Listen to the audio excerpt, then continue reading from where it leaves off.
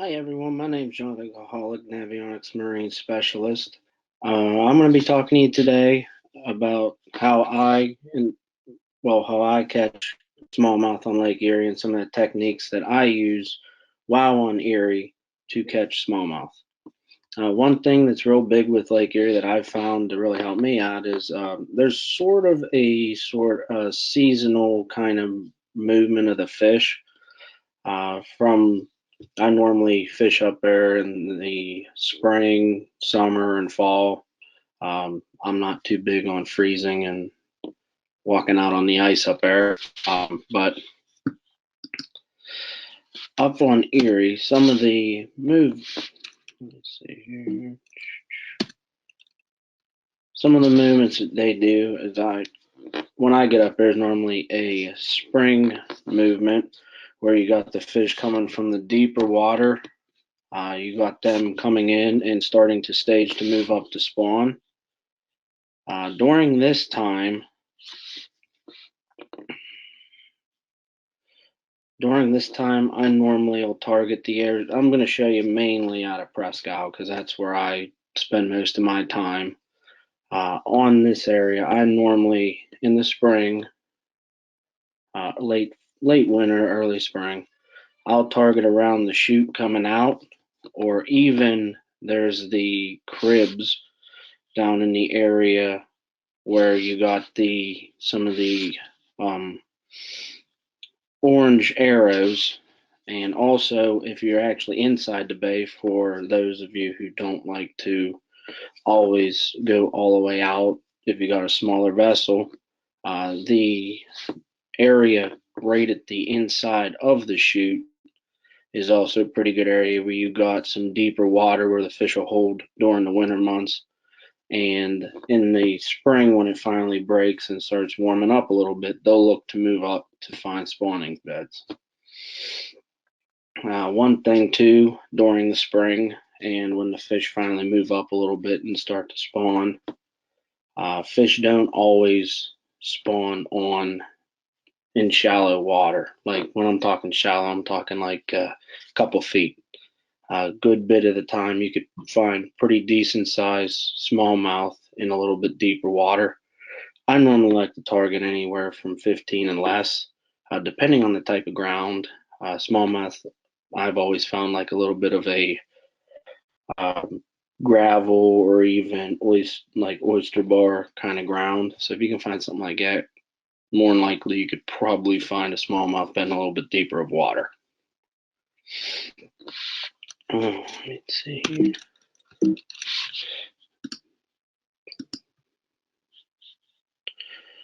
So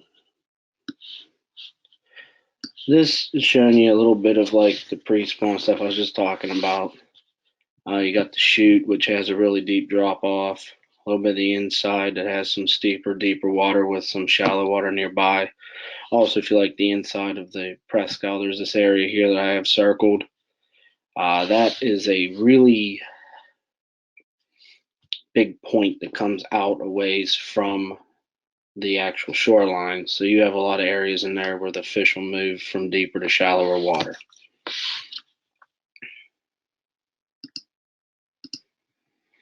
One of the techniques I like to use during this time of the year, whenever they're kind of in that pre-spawn area up there, and I actually used this technique today in a tournament and came in third fishing for largemouth.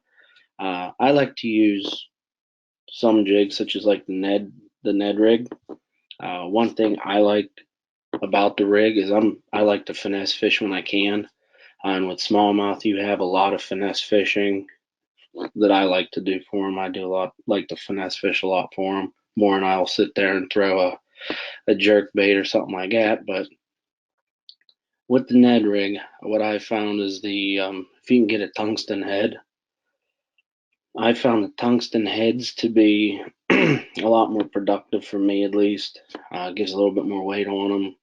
Also, I was throwing one today with the 3-inch Senko instead of the actual bait that's made for the Ned rig. And with that 3-inch Senko, I was getting them kind of thrown in, letting it sit there and just twitching it and getting the action on it. and they weren't hitting hard, but they were hitting. Another bait that if you could find a smallmouth schooled, kind of looking for sitting there looking for bait balls, I normally will use the jerk bait. If I can find a nice rock pile and you get a little bit of wind and you have the wind pushing, or even like a little bit of a current pushing the bait up over a shoal or over a point, you can use a jerk bait. And one of the kind of a rhythm or technique or way of fishing it that I use, I like to jerk it twice and then pause it. And I also will go between a floating jerk bait and also suspended, because a lot of times what you'll get is they'll see the flash of the jerk bait through through your motion, but they'll hit it on the pause. And another thing, if you like to use if you're good with electronics and you have your electronics dialed in to where you can drop right down and you can actually follow your lure the whole way down on the particular, on your graph. I like to use a drop shot a lot. The reason being is because I can sit there, drop it down, and I can see the smallmouth reaction to the bait being introduced to them. And a lot of times you can actually drop it down, see the weight, see the bait on it, and actually watch the smallmouth or the fish follow it down, and you can almost sit there and watch it eat it. And with doing like drop shot and then the Ned rig and any finesse jigs that I do, I use about, I think my rod's a 6'9" spinning rod. I pair it with a really light 13 fishing reel, and also use fluorocarbon anywhere from 6 to 8 pound. I like to stay light, so I use a 6 pound. And the line I use, which I've always had good luck with, haven't snapped it, haven't broke it, really abrasion resistant. The line's called White Peacock. It's by Balsax. It's a German or an English company. But what I like about the line is I can use a 7 pound test line, and it's the diameter of 5. So you get the strength, and you also get the light diameter, which I've found to be really effective doing finesse fishing for especially smallmouth and largemouth. Now you move into the spawn. This normally happens. I normally see it happen, and well, it should be coming up soon here in PA. When the water temperature hits the high 40s, low 50s, I normally start seeing them move up a lot. Now this is where you take what you were looking during your pre-spawn, just kind of move in on a little bit. You got some of the nice rock flat that's up by the light, or I think it's a lighthouse in the bay, but right up by the monument, all in front of that, it's a nice rocky bank. You get some grass. Normally when they're spawning, you're probably just getting a little stubs, so you're not really seeing the grass. Also, up around where the point is, you got some nice shallow flats with nice rock, and also in towards there's the paper mill, if you're familiar with the Prescow area. In from the actual shipping channel in and out, you actually got the paper mill with the cribs. Cribs are a great area where you could find some nice smallmouth spawning. Normally, if you find a decent area, you could sit there all day in one area and catch multiple big smallmouth. And then if you get a nice calm day, you could fish the sort of like the depth, do a couple swipes, find them, but on the depth right up the shore, it's a nice rocky shore there. And you can come across some of the nice rock beds or even some structure where the smallmouth will sit there and spawn on. And some of the techniques I like using during the spawn, shaky head worms, that is a big one that I like to use if I could actually physically find an area where there's a bunch of nested fish. That being because once you find them, it's something you can control. You can keep it sitting there on the nest real easy, pull it through, do a couple different areas or a couple different techniques on it on the area, and you could see the fish pick it up. Now, a lot of times they'll just pick it up by the tail, so sometimes you got to sit there and wait for it to actually grab it.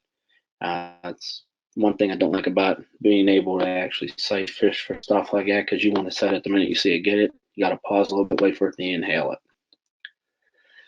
Something else I like using is drop shot also. Drop shot for smallmouth works probably any time of year you want to fish for them. It's just a technique that I like using because I like using electronics. I got them dialed in. For the drop shot, I'll pair it with a Freaky Frank XL worm. It's actually a picture of it here in Pearl, up on Erie. Pearl, I've always had great success with.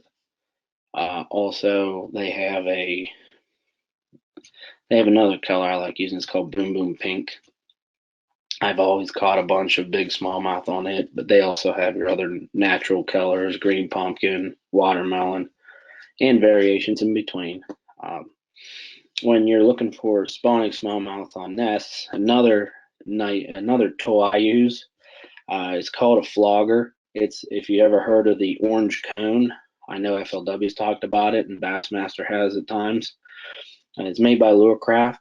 It's just basically it's an orange cone that you stick underwater off the front of the boat, and it takes the glare of the water out so you can see straight down. Now, if you get real good at it, you could sit there and use your hand on your trolling motor, see down, and also drop a worm right down on the nest. It's just another thing that I use it every now and then. I'm not big with using it. Too much patience for me to sit there and try to coordinate all that, especially on the water. Like, you may or may not be bobbing up and down depending on current and wind. And if you're having trouble seeing them or finding them, or for a little bit deeper water, you can always resort to using a crankbait or a spinnerbait. And using that, you're going to trigger the reaction bite. If you have an area where you got a bunch of nests, you can sit there, throw crankbait through it, dig some ground with it. You're probably going to get a reaction bite of the smallmouth just trying to move the bait away. But as you're doing it, you're also going to get them to bump it a lot. You'll get them where they just roll, bump it, get out of the way.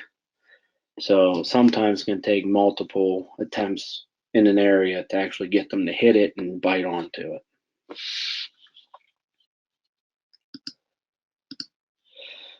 Now that they've spawned, you're looking towards post spawn, which up on the area you're probably looking around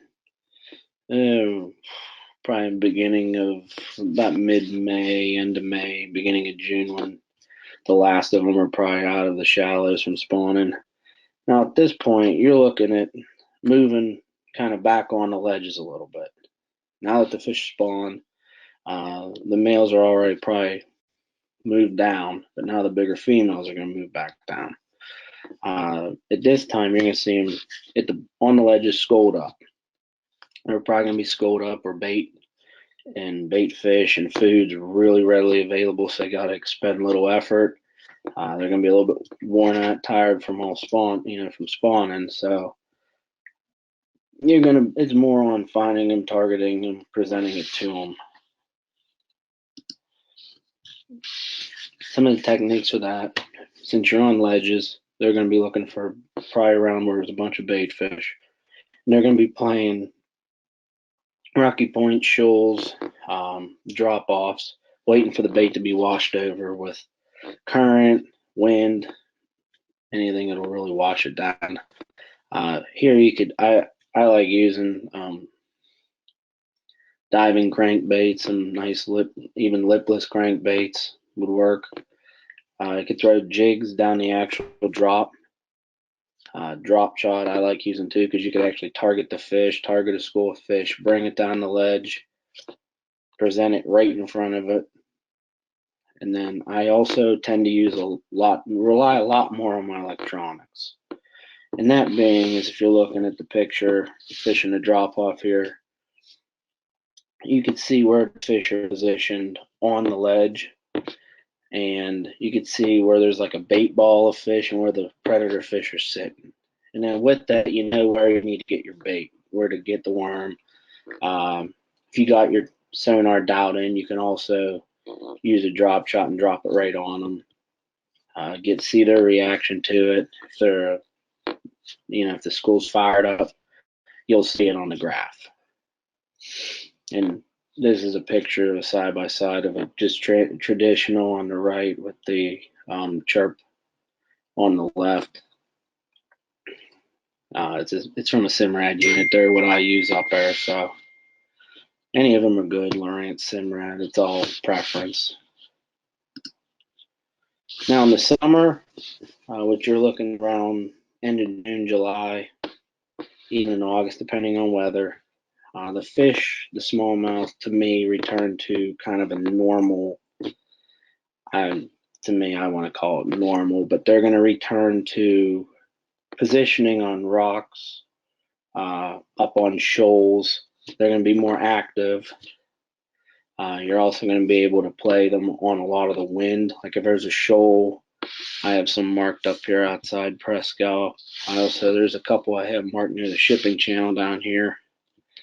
If you're getting a wind that's coming out of the west, more than likely if you sit there, you could find them sitting on the eastern side of the shoal. Now with that gives you a lot of options.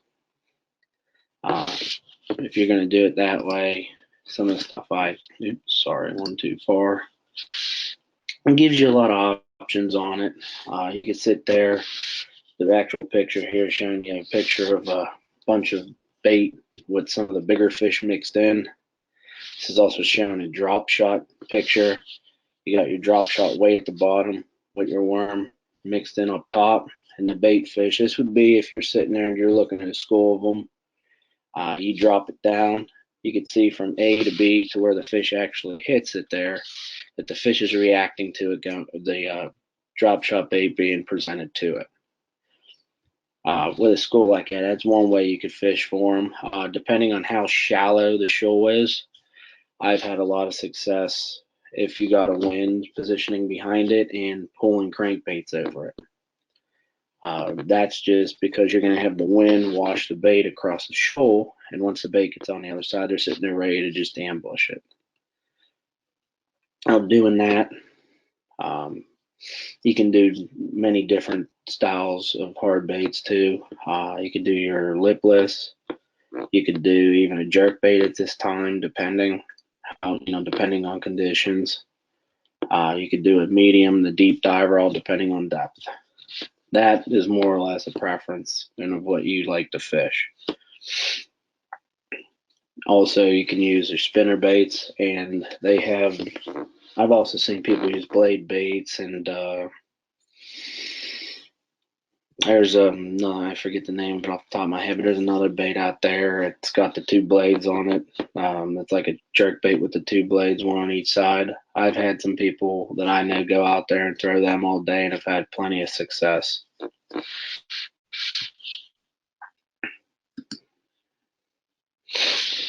couple things I'm just going to leave you with to keep in mind. This is whenever you're out there fishing, or even thinking about going out and trying to pre-plan your day using using the charts and stuff. Not all the smallmouth will spawn at the same time. That's also the same goes true for largemouth. Not all the largemouth spawn at the same time either. Some spawn early, some spawn late. That's why you get sometimes a transitional period where a post and spawn pattern, or a spawn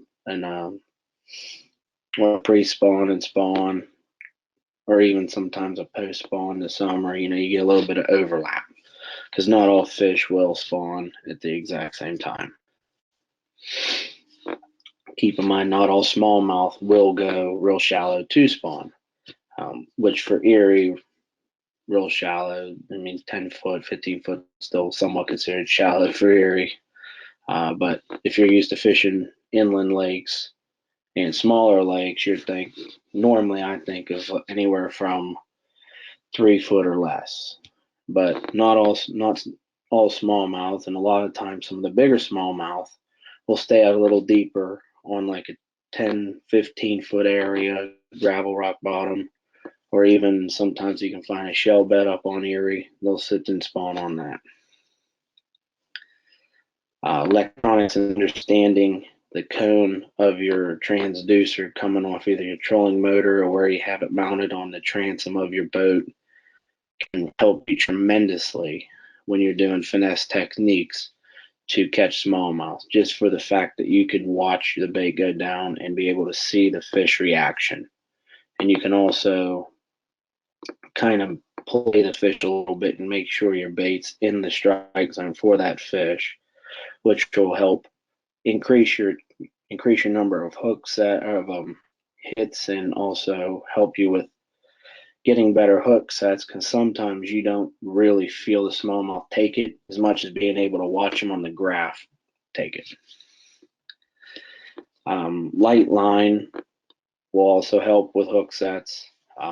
Just an example for you is today in the tournament, I was throwing 7-pound fluorocarbon, and my co-angler behind me was throwing 10-pound copolymer, and I probably had 3 times as many hookups as he had, or even hits, because the fish right now in the earlier, you're still kind of pre-spawn.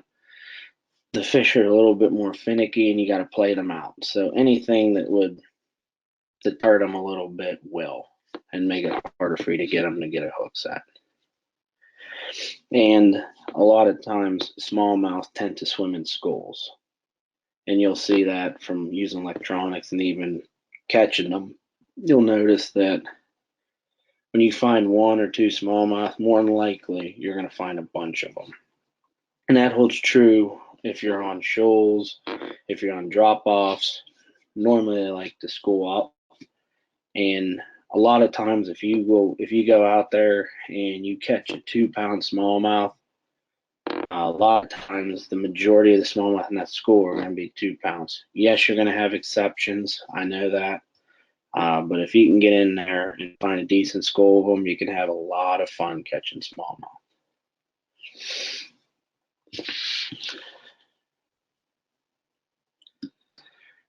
Oops.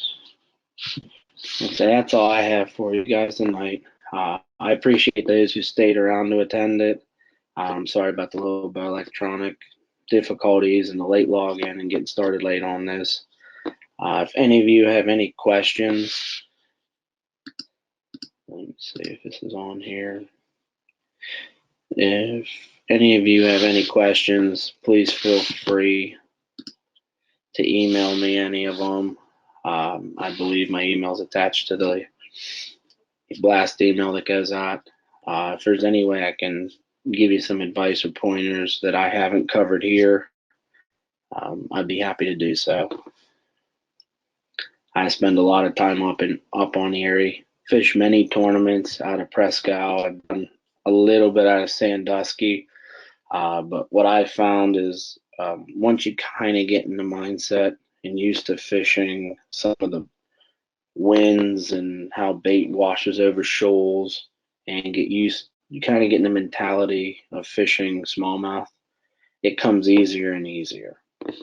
It's just something you got to spend time at and get used to, and just kind of build up a little bit of an arsenal of how you want to go out and fish it. Because once you get confident in a certain way to fish with a smallmouth, you're going to tremendously increase your catch rate. Okay, again, thank you for attending tonight. My name is John the Coholich. Feel free to email me if you need any advice or need any pointers. Thanks, and have a great night.